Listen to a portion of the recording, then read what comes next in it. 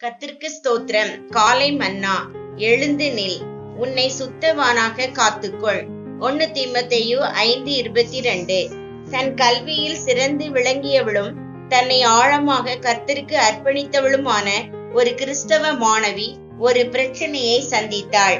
அவள் தன் பட்ட படிப்பில் படிக்க வேண்டியதாயிருந்த அநேக புத்தகங்களுள் குறிப்பாக ஒரு புத்தகத்தில் தன் மனதை தீட்டுப்படுத்தக்கூடிய விஷயங்கள் அடங்கி இருப்பதை அறிந்தாள். அவள் அதுவரை தன் ஜீவியத்தை தூய்மையாக காத்து வந்தபடியால் இது அவளுக்கு ஒரு சவாலாக இருந்தது.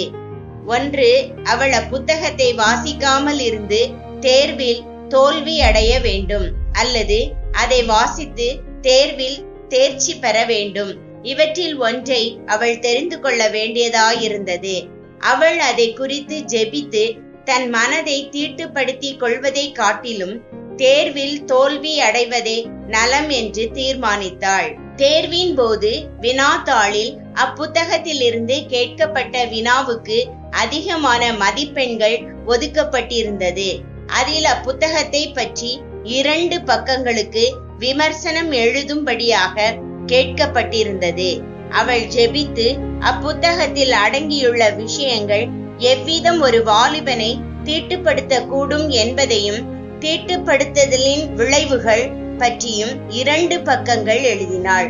அவள் அப்புத்தகத்தை மிக கடுமையாக கண்டனம் பண்ணி எழுதியிருந்தாள்.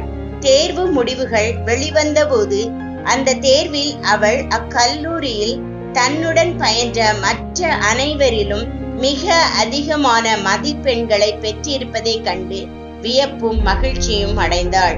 அன்பான தேவ பிள்ளையே, உன் ஜீவியத்தை தூய்மையாக காத்து கொள்வதற்கான விலை கிரயத்தை செலுத்த நீ ஆயத்தமா?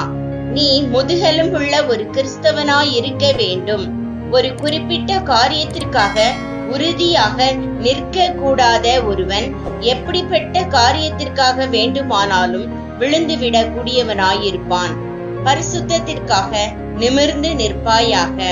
ஒருவன் தன் வாழ்க்கையில் சந்திக்கக்கூடிய மிக பெரிய தோல்வி ஒழுக்க நெறி தவறுதலாகிய தோல்வியே ஆகும்.